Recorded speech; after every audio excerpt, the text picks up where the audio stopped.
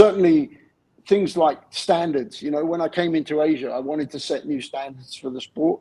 You know, it was a key thing for me. Like, I didn't care how it had been done in the past. I wanted to put it at a very high level, and everybody thought I was nuts and it was unnecessary. And it was certainly very painful to do it.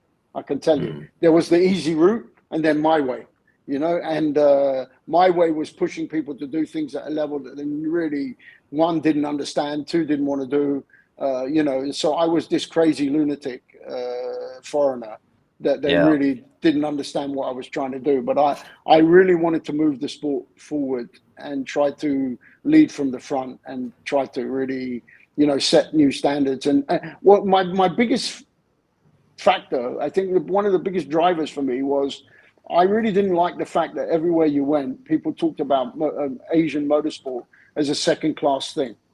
You know, for me, it was as good as anywhere. I mean, the thing that we lacked only was depth. You know, like where you would have probably 30 drivers at a very high level in a championship in Europe, you maybe had 6, 7 here, and then the rest were not so good because they didn't have the opportunity or experience to get to that level, you know. So the depth wasn't there, but the ultimate level was there, and so the credibility was there. And you know, if you look at my GT Asia Championship, I mean, I had world champions. You know, it was as good as any championship. And you were filling the stands at Sepang as well. Yeah, there was an actual crowd at Sepang. And it was just, you know, no matter what people have spun it in the you know, since and all that kind of stuff, you know, I took on what was a club series and I turned it into this global, internationally credible championship, and with world champions and really high level, you know, really a high level. And it was great. And it was a great show. And, you know, I was very proud that we could hold it up and say, it's as good as any championship you want to put in front of me. You know, I don't care where you go. You won't find a better championship than this, you know, it's at that level. But still, I was up against it. You know, it was like, it's just Asia. You know, that attitude never really went away and is still there today. And that's probably the one thing in some ways, you know, I wish I'd been able to achieve more. I think it's come a long way, but it's still, you know, maybe now a little bit more because a lot of European teams and drivers look to Asia now because there's more. At one point, not so much these days since the last few years, of course, but at some point it was starting to get this credibility as a destination for them to rebuild a career. But it was almost like it's still a secondary fallback. You know, I really want to race in Europe, but if I can't, then I'll race in Asia. So I was trying to change that around. You know, one of the things I did was, you know, when I had JK and I had a problem with China. At one point, I was critical of China, and the federation. I wasn't their favorite guy for a few years, and they didn't want me there. So I didn't have enough tracks to go to, and so I decided that it was the same amount of money to take the championship to Europe as it was to go to China. So I decided I picked 3. My sponsor didn't care where we went. And I said, okay, fine. In this case, why not take an Asian championship to Europe? Everyone was like, you're nuts. And I said, well, European championships come to Asia. Why shouldn't I take an Asian championship to Europe? You know? Yeah. When the European guys come to Asia, you know, to go to Macau or this, that, and the other, everybody thinks it's normal. If I say we're going to go somewhere with an Asian championship, everybody thinks I'm a crazy man, you know?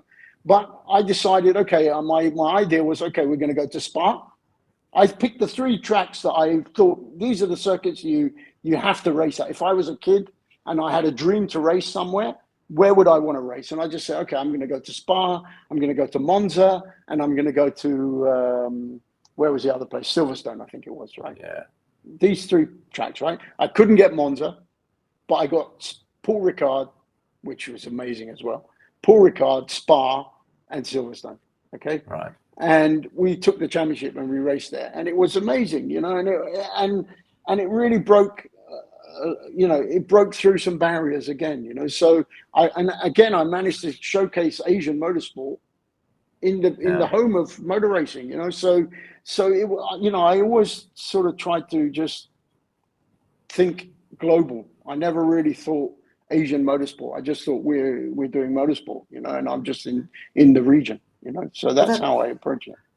That was the same. I mean, that time was the time that I was bringing Autosport magazine to Asia. The same time as your Formula BMW going to Europe, and you hit the nail on the head about thinking global. And I had this conversation earlier this week with someone in motorsport about sponsorship, and I was explaining that Asian Motorsport Development, the motorsport marketing business I had,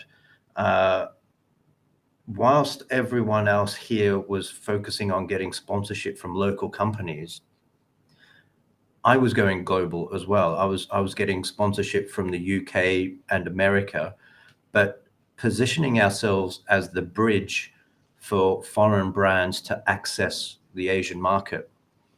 And at the end of 2018, I was a guest speaker at the PRI trade show, the biggest motorsport trade show in America.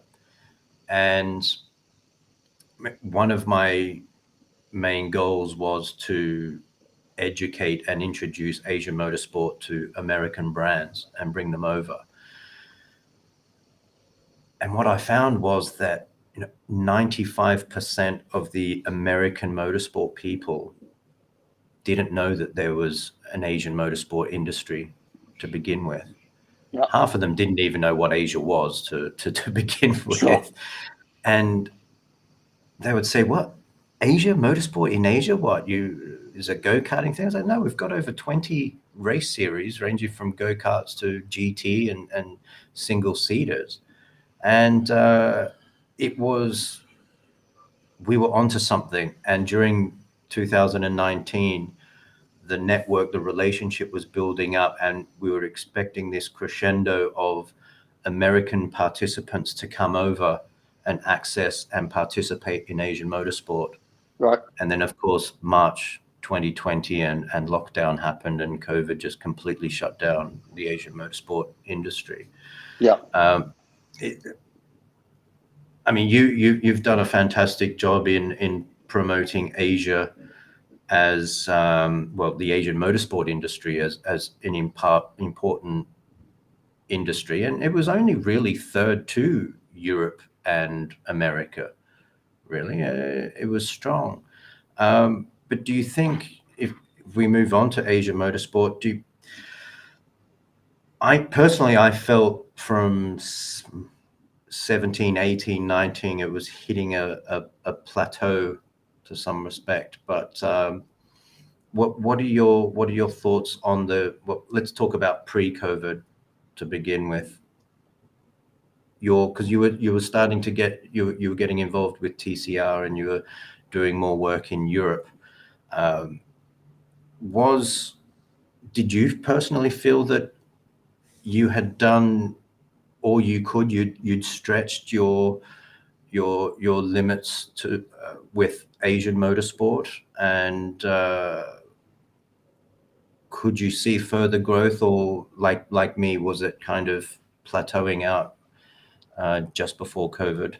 Yeah. Okay. So for me, I think one of the biggest problems. So I was the first one to bring in manufacturers, right? So I was approached by Porsche actually, and so I had been running the Formula 2000 Championship, AF 2000, and I'd been running Ferrari, Porsche Ferrari Challenge, and this thing, which was actually the beginning of GT Asia. So there was the Porsche Club from Hong Kong, and there was the Ferrari Challenge, which I had taken over alongside Ian Geeky because they had a problem with it. So I was running that, and I'd started the Asian Festival of Speed, and I was running the touring cars as well, all this kind of stuff. And then Porsche approached me and asked me, it said, "Look, we see that you're doing this. We want you to do Carrera Cup." So at the same time, I started that, and I started Formula BMW hand in hand. So I was the first one to bring the manufacturers into the sport in the region, in the modern era, in that way. I mean, as doing championships. But in those days, and this is the relevance of what I'm about to tell you, in those days, I was very much in control of what was going on. So they were there, I don't want to say as a sponsor, but in a certain sense. I mean, I decided where we raced. I did everything, A to Z. All the infrastructure was me. I ran everything, and they were pretty much there to provide budget, support, spare parts, technical know-how, this kind of stuff, to support behind, okay? So we ran like that for a long time, and it was very successful. And then what happened was there was a change. Right. And very much to do with the VW group, okay? Because VW started to acquire ownership of all these championships. So they became, you know, of all the brands actually. So, you know, suddenly they took over Porsche, they took over Audi, they you know, everything became VW, very much a VW thing. And then there was a kind of a shift, you know. They decided that they wanted their one-make championships, okay? So fantastic from a certain point of view, because, you know, brilliant that these manufacturers come in, great that they're injecting funds into the sport.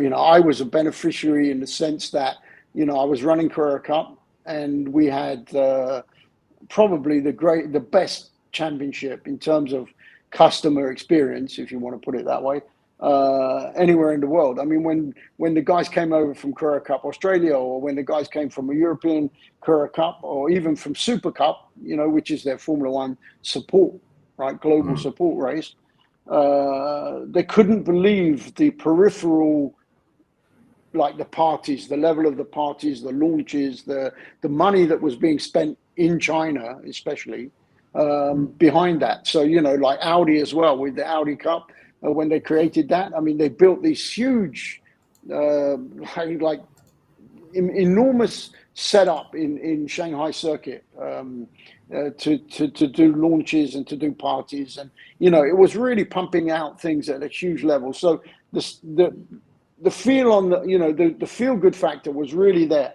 You know, the championships were going great. They were feeding drivers through. There was a whole load of stuff going on. But underneath all of that, they were creating a problem, which was that suddenly they were beginning to offer drives uncompetitively. So first of all, they were supporting drivers. Secondly, which is great to a certain extent, you know, the upside of it is that, yeah, it works in this way. But the downside is that they were creating a false economy. So there were drives being given away in championships. I won't name the championship, you know, but certain manufacturer championships were giving drives away for completely ridiculous prices because they needed to fill up the grid to promote their championship, make their brand look good, which it was all about the brand. It was not about the racing. It was not about anything. It was about selling cars, you know. That's their business. Their business isn't motorsport. Their business is to sell cars. They use this as a marketing tool. And, you know, whilst we win on that a lot of the time, you know, we win on that, and you absolutely have to have it, you know. You absolutely have to have the manufacturers involved in the sport, and, you know, we would be nowhere without them. So it's not an attack on them. But unfortunately, when they were doing stuff like that, what happened is the drivers out here, because of the mindset, it's a little bit different to Europe. The mindset out here is, because they don't care. Like in Europe, it seemed like the majority of drivers then in Europe, they're kind of like, it's different. They will go and buy a drive, and they're going race in a team. Here, generally, the person that owns the team is also the driver, you know, and he's a wealthy guy, and he's looking, you know, he's a smart businessman, and he's looking for advantage, right? So these guys suddenly found out, if I just sit back and say I've got no money, or I don't want to bother, or I'd rather go and play golf, and they don't actually, these guys are doing it almost as a part-time, not to win a championship or anything. They're doing it almost like a game of golf. If I race this weekend in a Porsche, fine. If I race this weekend in a Lamborghini, fine. If I race this weekend in a Ferrari, it's a hobby, right? So what was happening is a load of these guys were sitting back and going, if I wait long enough, the closer we get to a race weekend, the cheaper it's going to get for me to go and drive the car. So I'll just wait. So you had like a whole group of guys that were just buying drives for very little money. What that meant was that was fine for all of the manufacturer championships because the manufacturers could absorb that. What happened to the rest of the sport in the region outside of that bubble was that you couldn't sell a drive to anyone. Right. Because let's say you wanted to go and sell a touring car drive, right? First of all, you couldn't get anyone to confirm with you because they were waiting to see if they got another drive somewhere else. Secondly, you couldn't compete with the subsidized fee. So the teams were struggling like hell in these kind of championships, and the whole infrastructure of the sport was crumbling underneath. So you had these very high profile championships, but underneath the sport was collapsing. So it was, and we now have the damage of that. Actually, the manufacturers have now scaled back a lot, you know, and they've done, you know, whilst they drove the sport forward in lots of ways, unfortunately, certain aspects of what was done have undermined a number of other things in the sport. Coming into COVID, you've got only what's left without that. And now, looking at post-COVID, I'm actually very concerned about the sport in the region. Very concerned. I think we're a long way back. A long way back. A lot of the teams, I'm not sure they exist anymore. You know, they might be there, they may not be there. You know, it's been very tough for everyone because there's been zero. Like we're in Europe, you know, they could have, they kept sustaining. But a lot of the people in the sport here have had to just go off and do something else or not be there. Yeah. So whether or not, and that also goes for the team, the drivers and stuff, you know, they may have refocused themselves into other areas. You know, they may have decided, okay, I don't want to bother. You know, I haven't raced for a few years now. I'm not really, you know, there's going to be one of two things. Either it's going to be this latent demand and there's going to be a surge, or they're just going to go, oh, actually, I've been playing golf now, or I've taken up something else, or I've been saving that money. I didn't realize how much I was spending on this pastime. And now I don't really need it, so it's been good without it. So I'll just carry on. I've got a lot more money to spend on holidays with my family now, and I'm enjoying it. And I bought some new cars, and I'm whatever, you know. So I have no idea what's left. You know, that's for me is the scary thing is I have no idea what's left on the other end of this, and I don't see anything coming out until 23 at the earliest. We need China to open and Hong Kong to open fully. And I don't think that's going to happen this year. I think even the first quarter of next year is unlikely. And then, as I said, we're going to have a refocus and see what's going to come out of it. I hope I'm wrong. You know, I mean, every day I'm looking at this, trying to figure it out. But what I see at the moment is, yeah, it's not encouraging for me. I mean, you know, maybe I shouldn't be saying this, but that, you know, I do feel nervous about the future, and I feel that it's going to take us. It might be 5 years to recover. But could this be an opportunity though? I mean, the COVID lockdown has been a reset button for everyone as an individual. We've all taken on different jobs, tasks. We've explored ourselves, discovered different things, but the Asian motorsport industry is always going to be there. And I think a few weeks ago when we were down at the GT Challenge Asia season opener at Sepang, the local series, the MSF, the Toyota Vios Championship, MCS, which is the local Malaysian series, that was still very strong. They had full grids and everything there. Yeah, because they've been able to keep going to a certain extent. So those guys have been able to keep going. The problem has not been those guys. You know, like nationally, all over nationally, people have kind of done just enough to survive. Okay. Yeah. When you start to move to the international teams, and that's where the damage is, because they've completely, like me, it's been completely shut down, like no chance. So some of them have been able to channel back to a national level, but not all. And the national level also is, it's kind of like what it is. It's not really going anywhere, unfortunately. We need to have an impetus on it, but I'm not sure that there's really the demand there for an impetus. Like I told you, I had looked at, I said, okay, this is a good time to focus on national, right? I thought, all right, we can't travel. I'm in Malaysia. Normally I wouldn't focus on Malaysia, but let me take this opportunity to focus on Malaysia and try to build something in Malaysia during this time that we can't go out, right? And when I went to talk to people, there's not that demand.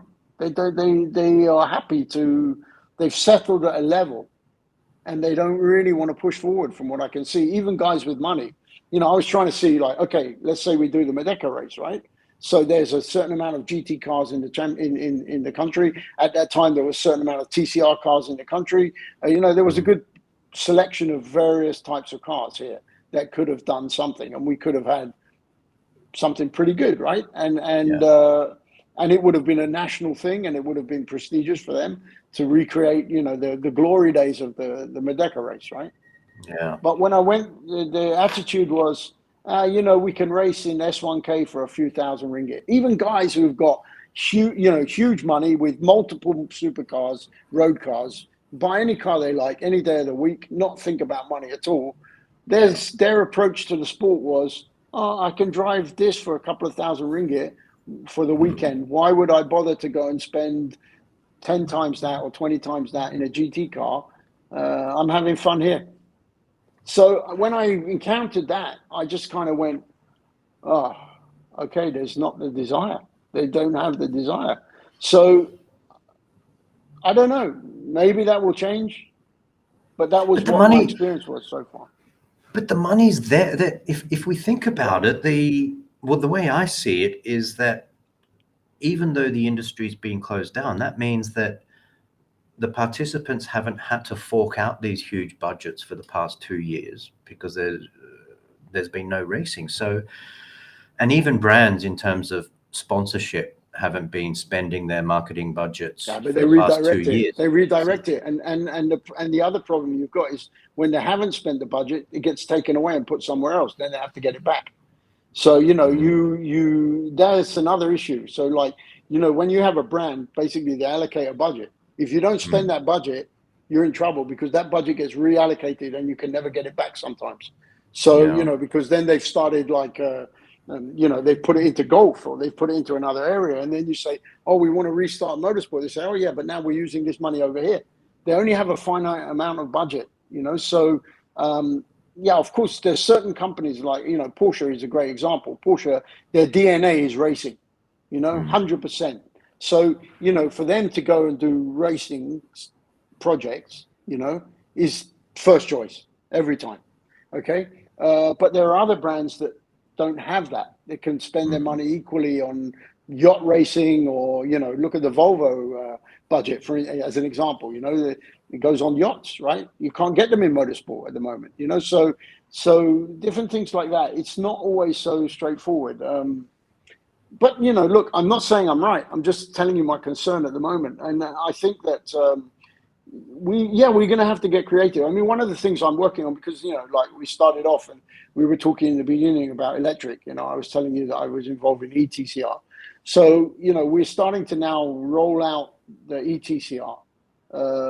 So we're beginning to look at doing something in Asia with electric, and as opposed to, and as I told you, I'm not a fan of electric, but to be honest with you, once I went and saw the touring cars, the cars are really exciting. They're fast.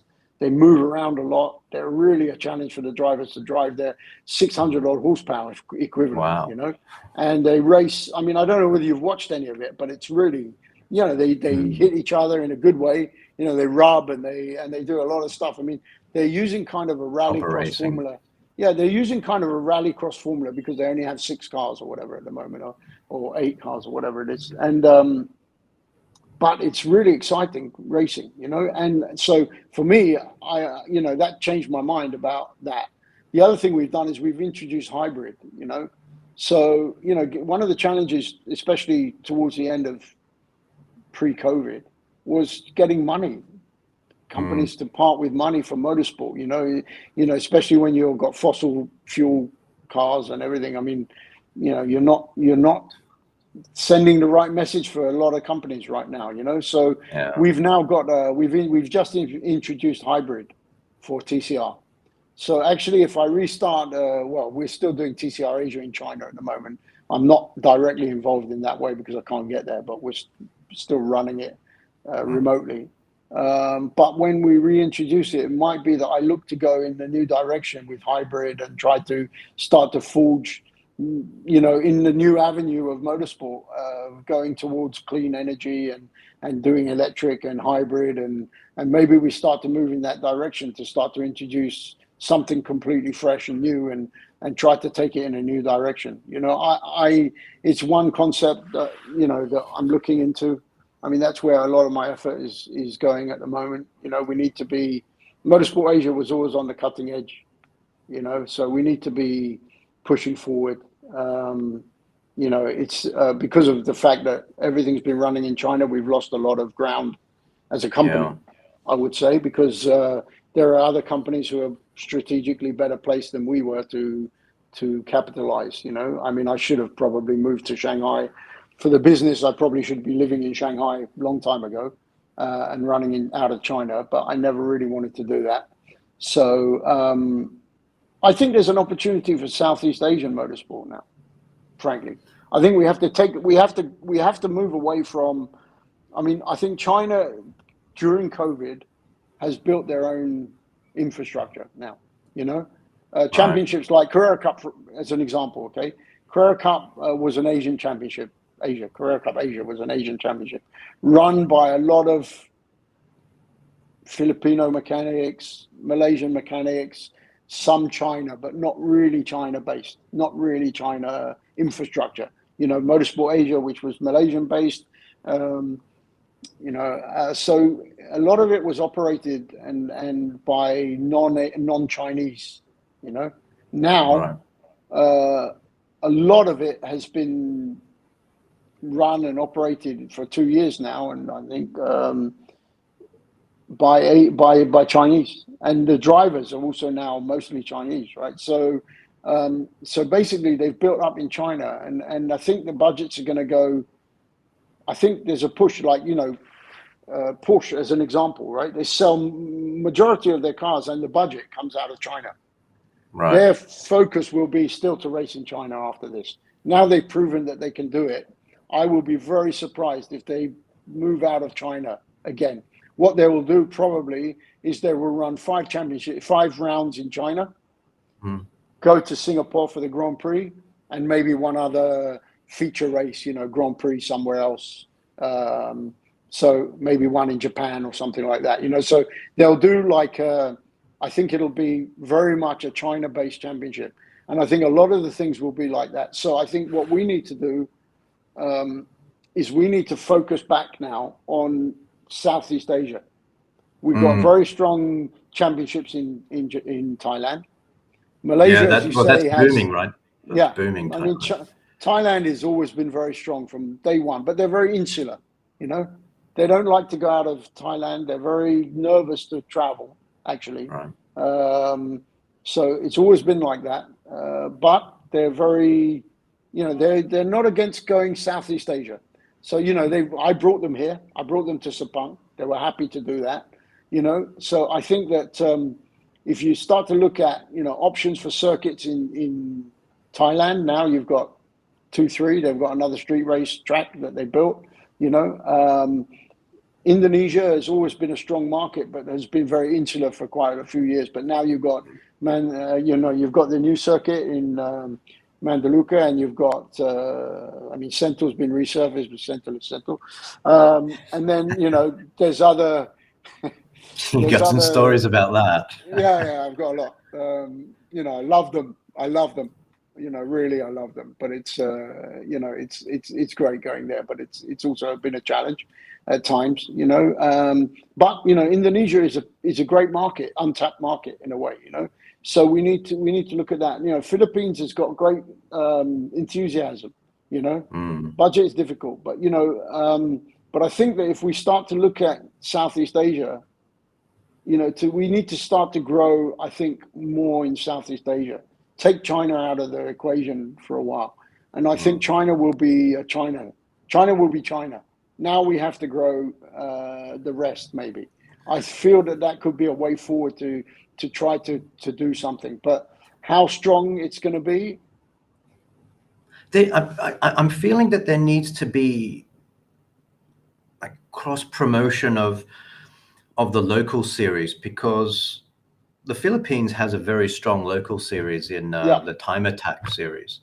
I mean, they're getting 30 to 60 cars showing up on the grid. Same as Malaysia with Adian's MSF series and MSC series, the Malaysia Championship. I feel that these local series need to cross borders. But they also have very different regulations, right? This is the problem.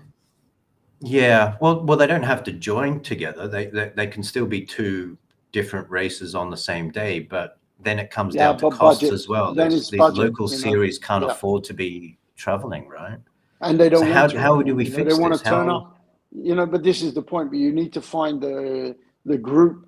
You need to grow and find a group that is willing to do that. That's the hard thing. So you need to have a way, because sometimes it's not just money. Sometimes even if you pay for it, they won't do it. There's a lack of willingness because like we say, there's a different attitude. So, to go to, let's say, race in the Philippines, you're talking about minimum is 4 or 5 days. Right. So, expenses involved in that. Okay, let's say you could find a way. I don't have one right now, but let's say you could find a way to get it, that you could freight the cars and everything and at zero cost, right? So they just had to fly there and do that. And you've got, now not so much these days, but I'm sure sooner or later it's going to come back to cheap flights, backwards and forwards and all this kind of stuff. So you could keep the cost quite low, but the time that people need to do it and the desire to do it rather than just pop down to Sepang for the afternoon, I'm not sure it's there in those local guys. They haven't shown that kind of level of desire, and I think that's where we need to. You've got to do enough to separate those guys, to identify and separate those guys out, and then find a way to move them forward. But maybe their lack of desire is because there's nothing presented to them. There is no option at the moment. It's possible. If something was put in front of them? Yeah, it's very possible.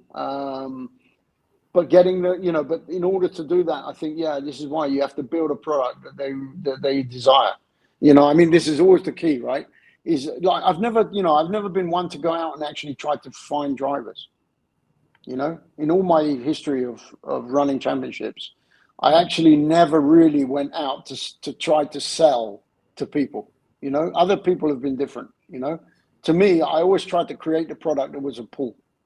Right. I never really wanted to push. I wanted the always to have a pull. I hate calling people up and begging them to come and race. It's not my style. I like to create something that people want to be part of. It's always been my approach. I'll create the best thing, then you guys will want to come and do it. I always try to think about motorsport, anything that I've done in my motorsport career in that way. Sometimes it's worked, sometimes it hasn't. I'm not saying that I haven't gone cap in hand to try to get people to race in my championships. I have, but what I'm saying is that that's not my default and not the way I think it works, because that's a road to disaster. Because again, they just start to take advantage of you. If they feel that you need them, you're dead. They kill you, because you end up giving away and giving away and giving away, and you can never give away enough. I can tell you, this is why I don't subscribe to the cheap motorsport. I'm not a guy for cheap motorsport. I think we've proven time and time again that no matter how cheap you make it, it's never cheap enough. You know, I've had times where I actually even paid for people to drive, give them free tires, free entry, free everything, free fuel, even mechanics, everything. Come and drive the car. No, I don't want to do it. What if I crash? What if I crash? Oh, then you have to pay for the damages. No, I'm not doing it. It proved to me that it doesn't matter how cheap you made it. It could never be cheap enough. So for me, you know, and then you have the problem here that you have either the very wealthy or people with no money. There's very little middle class. So, you know, that whole middle class racing and trying to do something that we have in other areas of the world doesn't really exist in Asia, you know, so much. So it's a really complicated market to thrive in, you know, and there's lots of variables. I don't, you know, sitting here today, yeah, it's something that we need to work on. I mean, I have a concept. I can't really tell you. I have a concept which I feel we need to start on a national level to pull people together. I have a concept that actually I'm about to. I'd actually spoken already with MAM about it, which I feel could pull together a lot of the national scene, and then that concept could also be translated out into an international concept eventually. You know, if it worked here. I think we need to start maybe from there, you know. My problem at the moment, to be honest with you, I had a chat the other day when I was I came to the GT race as well. I had a talk with MAM there, you know, and they like the idea in principle. The problem we've got is that there's going to be an election coming up soon and a lot of other things. And so starting something that would, I want to do it on a national level, not just in Sepang, you understand? It's something that would run throughout the country, would bring in a lot of different areas, different people, would involve everybody in the sport. So it's something that would pull everybody together. I'm sorry, I'm being a bit cryptic, but you know, obvious reasons I can't say what it is. But it's something that I think could drive a lot of interest and could bring everybody together. And then from that, I think we could translate that out. It could either be done in all the other countries, and then we can bring it together as an international, you know. Do we need more street races locally? So if each state had a street race. Yeah, you know, the problem with that is to do them at the level that they're supposed to be done. Yeah, I mean, okay, look, they did it with Toyota Gazoo to a certain extent, right? Right? Toyota did that, right? I mean, they took the championship to people, right? Did it work? In terms of the racing, it did. Well, I thought the racing was terrible because the circuits were Mickey Mouse. I mean, it was just a crash fest, wasn't it? I mean, it was just a crash fest, wasn't it? I mean, I'll be perfectly frank with you. I watched a bit of it here and there. I didn't really tune in to watch it. But everything I saw was just the circuits were pretty Mickey Mouse and the racing was just mainly processional or people hitting each other. It was it wasn't the best spectacle for me. But you know, what I'm saying is, okay, if you look at, I mean, to do street races properly, you know, it's too much money. And then to do them in the way that Toyota did them, I don't think it works. It hasn't worked. I mean, it's proven it didn't work. Because Toyota Gazoo should be, I mean, they financed the whole thing. They did huge promotion behind it. You couldn't do more. Nobody could do more. I mean, they had the budget. They had the setup. They went to the places. They did everything. Where is it today? It hasn't. It hasn't taken over, motorsport by storm in Asia, and everybody's doing it. You know, it hasn't. Even in Malaysia, right?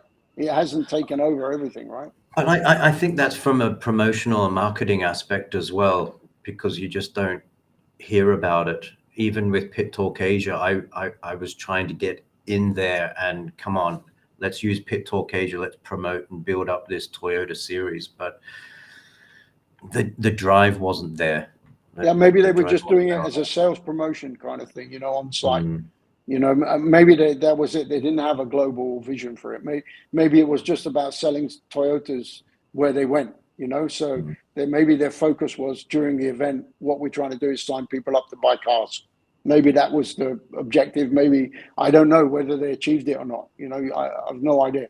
because I wasn't at all involved in that project, you know. But from the motorsport side, it didn't work yet.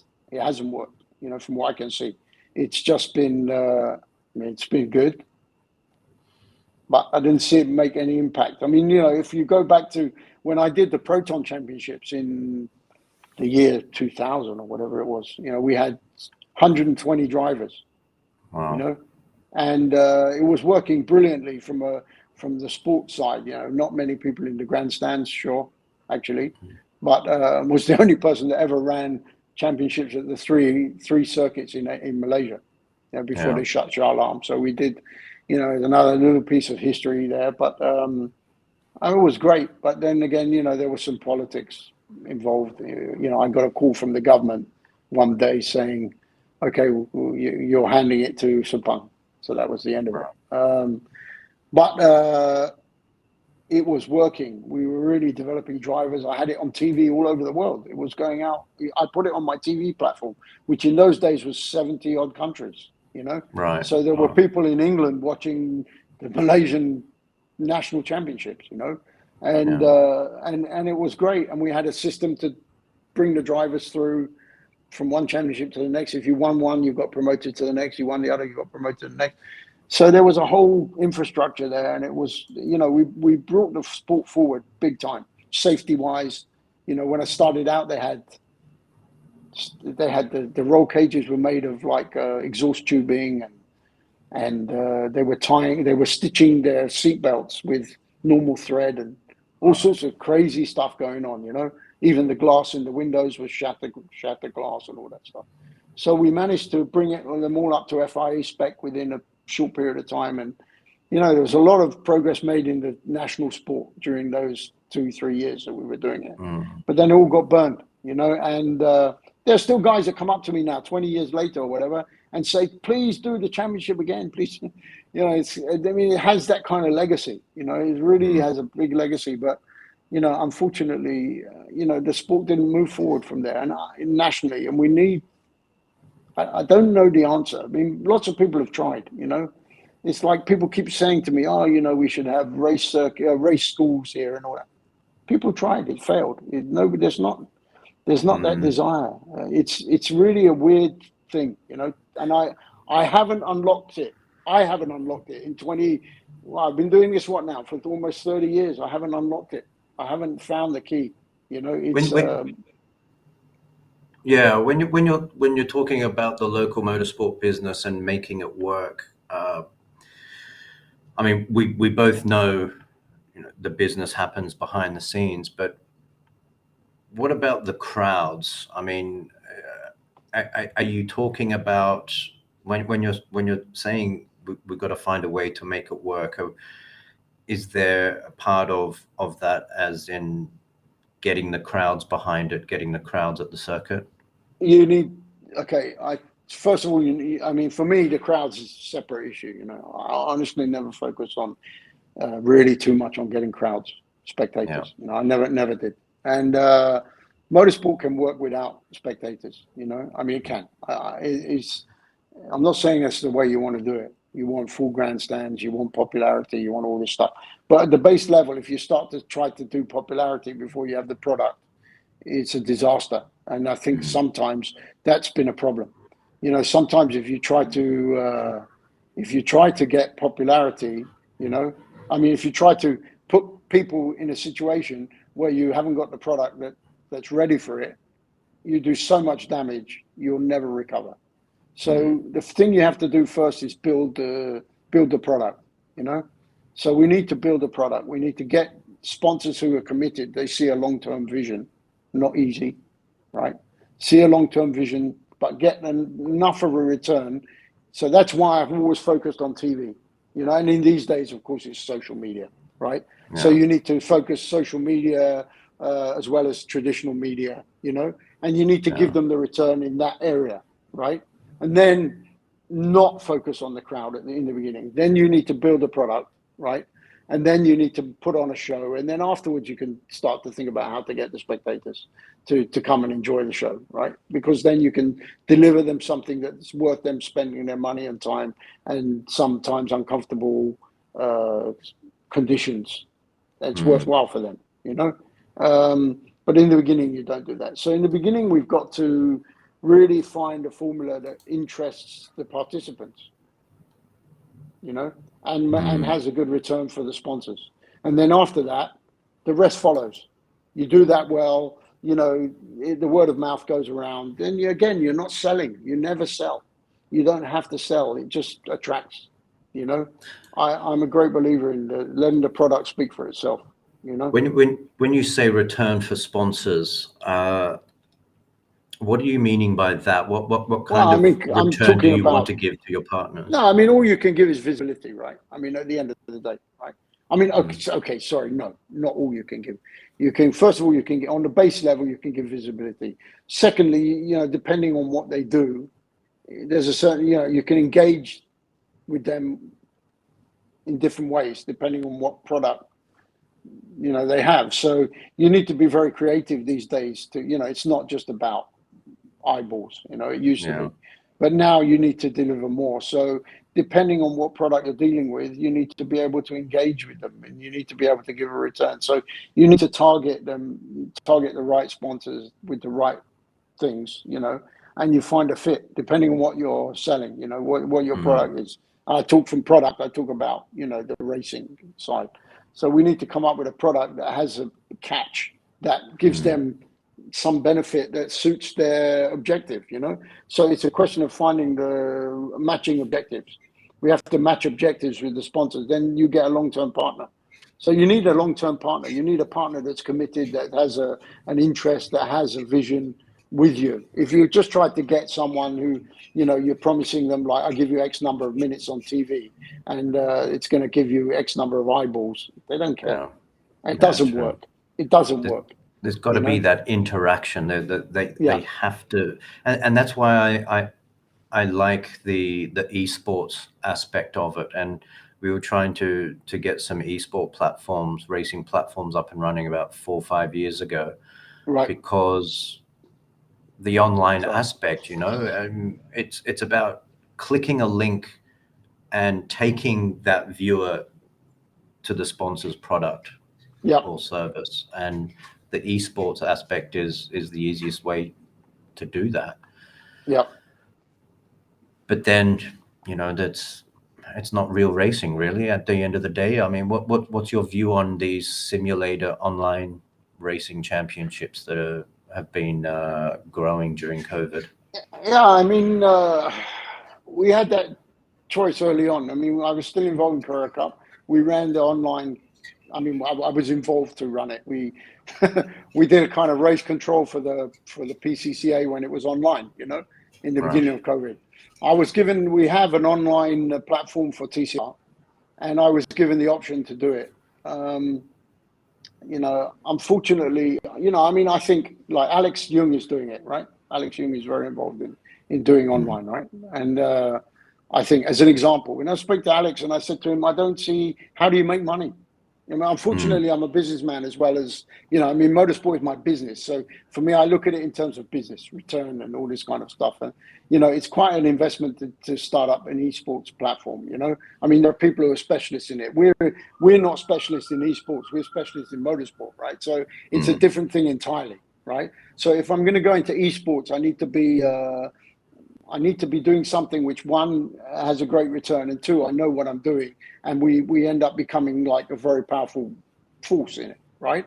If I'm just going to be an also ran in it, then I'm not interested, you know, because it just becomes a cost to entertain my drivers or whatever, right? So I need to know that we can make a big enough splash, and I think in order to be successful in that, I don't think as a motorsport promoter, I'm well positioned to take advantage of that. Sorry. Yeah, I feel that I can maybe license something out, right? But I need a specialist in that area who has the reach and the following to make it very commercial and make a success out of it. I think starting it out generically and trying to grow a championship as a motorsport promoter in the same way I would start to grow a championship in the physical world, okay? I think is a very naive view of it. And I think that you need to be I think you need to be much more clever about the way you go about that in order to make it worthwhile. That's There my is view. money to be made. There is money to be made. And I had the whole business plan, and we were talking to a couple of the local platforms that provide the online racing simulation. But at the stage we were getting started, that their technology wasn't as developed for our needs. But this is what I'm amazed at is there's a couple of things, like you said, the Alex Young one, and there's a group in Singapore as well, and a group in the Philippines. It's like they're not doing the obvious. That there is so much money to be made in these esports online racing, and I don't want to give it away here. No, but, sure. Maybe we need to have a chat offline. Exactly. But I mean, honestly, for me, I haven't seen the business plan. I haven't seen the business model that works. If there's one, I'm interested. But right now, for me, as a businessman looking at it, for me, it's a new venture. It's not, I don't look at it as, of course it's motorsport. I don't look at it though as simply like, I do this here, I do a championship here. Therefore, if I put it online, I should make money. I should make money doing the same thing. And maybe that's the and I haven't looked into it too closely, but maybe that's the mistake of the other people, is that they're going like, okay, I'm running a championship in this way, in a physical world, right? I will do the same thing online, and I will try to build it in the same way. And if you look at it like that, I think you go nowhere and you make no money. It's just kind of like, it just exists. And yeah, there's racing and people are enjoying themselves to a certain extent, and it has a reach, and maybe you cover your costs if you're lucky. But I don't see a big picture in terms of business, right? So for me to do that, I need to see a real future of making money and growing it, and making it global. So I haven't seen that yet. So that's why I looked at all the other people doing it and going, well, they're spending a lot of time and effort and money on this thing, and I don't see the return. Well, that's the thing. They're jumping the gun. They're just doing it to do it, but they're not seeing the most obvious revenue streams and customer interaction, and it's just it's kind of pissing me off, really. It's like, sure. you guys have this opportunity in the past 2 years with the lockdown. It even comes down to marketing and promotion. You don't know these series exist. We only know these series exist because we're connected to the guys that run it. Yeah, exactly. And it's like they're missing so many opportunities in this esports sector. I mean, in Europe, they're filling football stadiums. I know. I mean, I see that. I see there's great potential in it. I'm not. Don't get me wrong. I see there's huge potential in it. I just said that at the moment, I think you need to invest a lot of money, in that. And I certainly, we haven't, especially at this moment now in time, we haven't got that money to invest in that. So, we've got our own problems effectively trying to see how we're going to go forward in the physical world. To start to concentrate on the esports and start to try to pump money into that area was not something that maybe this is a mistake, maybe I should have switched my mind to that and gone forward in the virtual world, to try to grow a business during the time that I couldn't do physical. So maybe that's a fault, but I did look at it, and from what I saw at the time, I just went, "Oh, this is just money out for me. I don't see a way to make this successful." And I didn't want to do something that was just average. I'm not a guy for average. I'm really not a guy for average. And so, if I want to do something, I want to do it really well. So yeah, it was just something I haven't done. So I think I can see that's huge. I mean, I see that it's the future. It's huge. It's an integral part of motorsport, if you want to call it that. I mean, it's been involved in the FIA Motorsport Games. I think it has a place. I think, drivers can come out of that area even into the physical world. So it has, and it's a great way of popularizing the sport, the physical sport through this, and getting people involved that would never have been involved and having an interest. And I think particularly with this generation that we have now, you need to be involved in those areas. Otherwise, you're nowhere. Well, we'll talk about that behind the scenes. But Going back to another important aspect of local motorsport is the development of talent. And as we touched on earlier in the podcast, you did a fantastic job with the Formula BMW. You were doing Formula Polotta before that as well, right? No, that wasn't me. That wasn't you, right? But the Formula Piloto BMW was after Formula BMW anyway. Piloto came later. Yeah. Is the development of local talent going to stop, or has it been hurt because of the situation that the regional motorsport industry is in, or do we still have to go to Europe for that to develop local talent? No, I think it's completely stopped. I don't see, there's no development now from what I can see. I mean, okay, I know Peter Thompson has tried to carry on with. That's why I tell you it's a long time. I don't see where it is right now.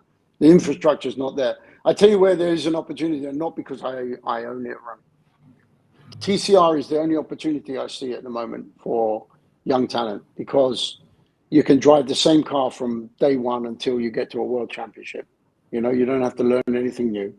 The budgets are achievable, and the manufacturers can't develop the car, so they can only spend money on drivers.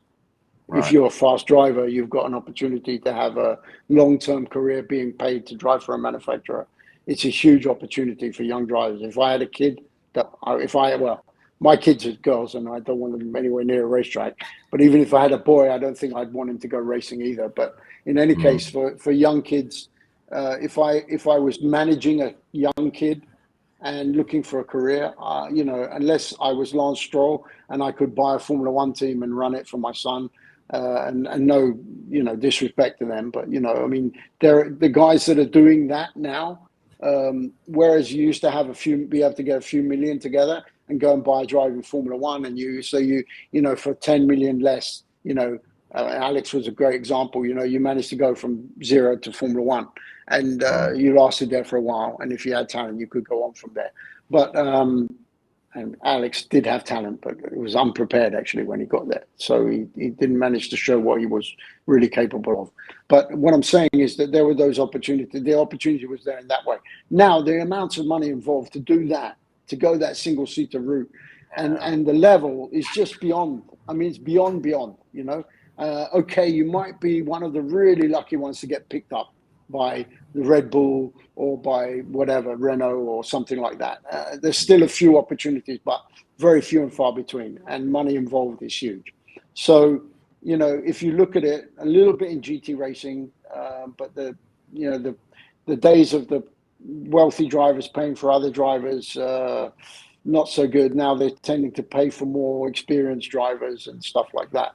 So then you're looking at where can you go? And I think like TCR shows, for very little money, relatively. I mean, motorsport is. Well, I was going to ask, what budget are we looking at to compete? Okay, to do. I mean, I can give you an example. Like in the UK right now. Okay, there's a guy who's doing very well, who is running with old school motorsport.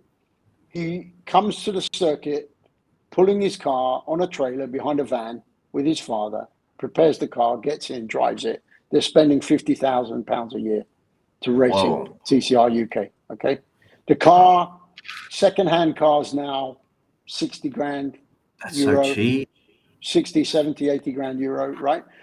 Even the budgets, let's say, okay, for a national championship, 100,000 euro ish, okay, ish, right?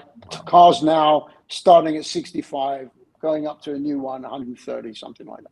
Okay, so but the car can be sold anywhere in the world, so it has a value, so you never lose your money. The car can be raced for 2 years, you sell it for. And the regional 30%. Series are connected as well, right? Everything's connected. Everything's connected. So you can take your car and you can race in multiple championships. If you're a team, you buy a car here in Asia, you can take the car. Let's say Asia shuts down, you can take that car, get on a plane. There's 32 championships you can enter. 32 championships, right? With that car. That's in like 32 countries are running their own TCR championship? Either some countries have more than one. Sometimes there's an endurance championship and a sprint, but most countries have, yeah. And so from a team point of view, it's a great investment. Because you're protected, you can always sell the asset. You never lose that much money on it. You can take it anywhere. You can move your business overnight. If country A is not working, you can go to country B. You can go international. You can do anything. So, from that point of view, it works. From a driver's point of view, you're driving the same car day one as you go to a world championship. You drive the same car. It's the same. The Audi you drive in TCR UK or TCR Malaysia in those days, or TCR Asia, is the same as the car you drive in WTCR. It's exactly the same. Exactly the same. It's all controlled. So, and as I said, the manufacturers looking for kids because they can't spend any money to develop a car. So if you're fast, they're going to want you in the car. If you're the fastest driver, they need you. So it's up to you. It's talent. It's basic. It's back to basics. I love it. I love it from that point of view. I love the concept from that point of view. And the main manufacturers in that is Hyundai, Audi, everyone Seat? knows. Cupra with Seat is now Cupra. All right. Cupra, the VW group. So Audi now because VW stopped. Then we have there's so many manufacturers. I lose track. But yes, Hyundai. Then there's Lynk & Co. There's Honda. Toyota just launched. Fiat. I should know the list off the top of my head. I can keep going. MG. There's so many. MG. Subaru. I'm sure I'm missing some really big ones, but anyway, yeah. There's just loads, and there's more coming all the time. Are you going to get TCR Asia back up and running? I hope so. And as I said, what I might do is relaunch it as HTCR Asia, hybrid, because the hybrid kit that we've developed is it's a bolt-on kit. It can be bolted onto the cars that we already have, and it's very low cost. And we send a new message. And I think if we recreate, once we restart it, we will restart it. Once we restart it, I think we need to restart it with a fresh face. So I think this is a good way to do it. I'm not announcing it here, but it's something that I'm looking at. I'm looking at, okay, if we relaunch this, I don't just want to say, okay, it's TCR Asia again. It needs to be something fresh and new. Yeah, complete reset, as we said before. And so, yeah, well, do you see any, as we close up, do you see really any future big potential for the Asian motorsport industry? Well, as I said, I think, I think we, first of all, I think it's good that the GT Championship started again, Like I said, okay, yes, like even you said to me before the podcast, only 8 cars. Yeah, only 8 cars, true. But it started, it started. It's important to get going again. If I had been able to restart with 8 cars, I would have done it every day of the week. You just got to get the ball rolling again. They got the ball rolling. Now they've been very clever. They've put the next 4 races in Japan. They're going to have 30 odd cars, I believe, and then the championship back on the map, So next year it will give some confidence. You only need to get let's say another, get to 15 cars. So you need another 7 guys to go, oh, okay, it's running again. We're going to join it again. You go up to 15. You start the ball rolling. You're back in business, So I think, they've got an wide open playing field. They can make it work. Luckily the guys in GT have got the budget. So the fact that, costs are very high now for flights, for freight, for all sorts of things are very high, but those guys can afford it. So they're in a unique position with GT to be able to do that. I can't do that with touring car. The profile of the customer is very different. So, but I think it's great. So also that's a big step forward because, okay, they're putting Asian motorsport back in play, So that's the first thing. So people will adjust. And then bit by bit, things will come back. And as I said, the thing that I'm worried about is that some of the teams and people don't exist anymore, at a lower level. So, but it's not impossible, but it's going to take time to build them back strong and get the things going. And, we have to see, like I told you, it could go one of 2 ways. It can be either there's this latent pent up energy for both consuming it and also, doing it, participating in it, that we can tap into. And it might go that it's accelerated, my pessimistic view. I have to be a pessimist because I'm a businessman, so I have to prepare for the worst. Although I didn't prepare for 3 years of no business, right? That was one scenario I never ran. But anyway, I have to prepare for the worst. So I look at it like this could be a long road back, but equally, it could be a very fast road back, because it might be that suddenly everyone goes, great, we can go racing again, and everybody rushes to go racing. And even the guys that were racing in China go, oh, I'm so bored of being just in China. I want to get out of China and race in Asia again. I miss Thailand. I miss Malaysia. I miss blah, blah, blah. So, we might benefit from that. There may be a surge. It could be completely the opposite. We may find that there's a surge in motorsport in Asia, or there may be or it's going to take a long road, slow road back, climbing up, rebuilding, finding new customers. It could be one or the other. I can't tell you which. I think until we get going, we're not going to know. We're really not going to know. The one thing I wanted to ask before we sign off was, and we've touched on bits of this during the podcast, but I wanted to see if you could sum up or give us a view on, getting the series up and running and the industry kick-started again to move into 23 and beyond. Are there any other issues deep within the industry that you've faced pre-COVID that you think needs to change for the better of the sport? Are there things behind the scenes that are hampering the development of this industry? To be honest, I think I'm very different to a lot of people in this area. I never considered the federations, the ASNs. I never considered them. I really didn't care. For me, it was like, okay, I need a license to do something, right? So for me, it was like, okay, I need a license to drive. So, okay, I had to take a test. But anyway, I never looked at it that like, I just went, took the test, got my license, then I drove. I never looked back to think about what it was. I never looked for someone to give me anything, right? So I sort of just bulldozed my way through it. So my approach was the ASN, not that I disrespected them, but I just didn't look to them for anything. It was like, okay, I need to run my race in your country, so I need you to authorize it. So please authorize it. If you don't authorize it, then I'm going to go after you, in a sense, right? For not authorizing it, because I'm just trying to run the sport. I'm just trying to develop the sport. So I looked at them in that way, and I think that I scared them a bit. The people that wanted to put obstacles for me, because I had no boundaries, I was willing to do whatever it took to make it happen. I think I was a bit scary for them to try to stop me, because I would go public if they did and stuff like that. So, I'm not trying to blow my own trumpet, but that was an approach I took. I think things have changed a lot since the early days. I think it's a lot less political now. And I think that there's a lot less trouble now. I think it's very straightforward now. So for me, the ASNs have never been a restriction on anything. A lot of people would say, oh, they need to do more to support. They need to do more to build. They need to do more. But they're not structured for that. And they don't have the expertise for that. So why look to them for that?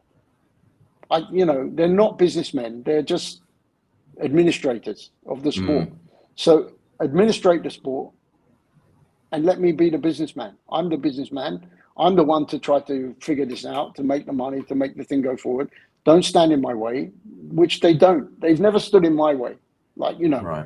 Sometimes, like I told you, I had a problem with China at one point, which long passed, and they've been very supportive. I don't think these days anybody has those kind of issues. I think that they're all, as long as you're doing the right thing, they will support you and behind. But then you're not going to get anything out of them. But if you start looking to them, and I think a lot of the Malaysian motorsport fraternity has been, in the same way did with the government, look to the government to provide them a free platform or support.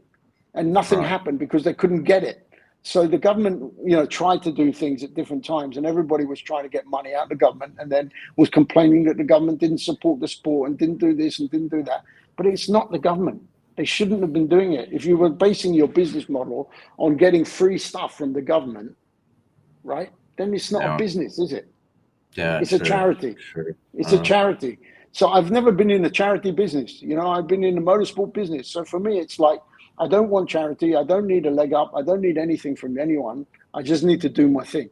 So I have a, that's why when you ask me this question, for me, there's no, you know, hidden thing behind. There's no, you know, I kind of know that like the background is a lot of people in the sport complain about the ASNs, complain about what the federations have and haven't done, how they make it difficult for them. And I think some people have had challenges that I haven't had, you know, because for one reason or another, politics, maybe the fact that I'm a foreigner, they kind of, I'm not in that, I'm not in this, in the same, I'm not treated in the same way. I don't know. Yeah. But I don't think there's this Machiavellian thing. I think if anything, it's inefficiency. It's been inefficiency and lack of know-how, you know, and people actually trying to rely on them for something that they're not really structured or positioned or have the desire to do.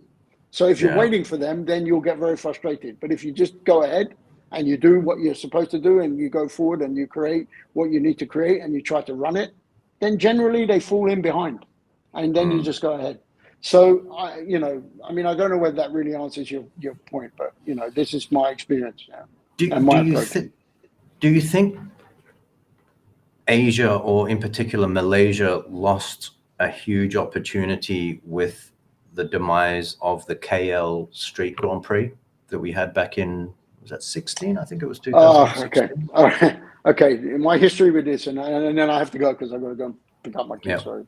But my history, do you know, I mean, I don't know how well it was known, but I created that whole event. Okay. Right. So Sorry, before you go on, I did have a meeting, the officers of the guys that got the licenses and everything up behind my condo here, and I had a meeting with them because they approached me about getting some sponsorship for them and stuff, and I saw their business plan, and so sorry, continue. No, so I created the whole event and they made a complete hash of it. Actually, what happened was I went with them. I was the one that did the presentation to the mayor. They pretty much rode on my reputation to get the approval.